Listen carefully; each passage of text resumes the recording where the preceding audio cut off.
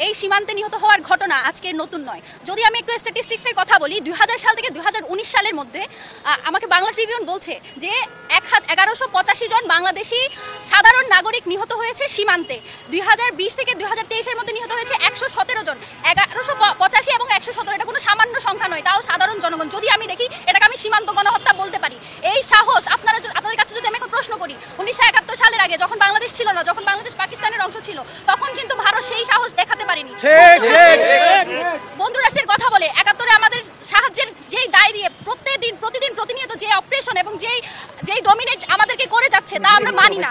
আজকে ABP news করেছে যে বাংলাদেশে হিন্দু নারীরা শাখা সিঁদুর পরে চলাচল করতে পারে না। আপনারা যারা আছেন এখানে, আপনাদের কাছে প্রশ্ন রাখি, আপনাদের এলাকায় কতজন হিন্দু নির্যাতিত হয়েছে এবং কে শাখা সিঁদুর পরে বের হতে পারে না? এর জবাব আমরা চাই, এবিপি নিউজের কাছে আমরা চাই।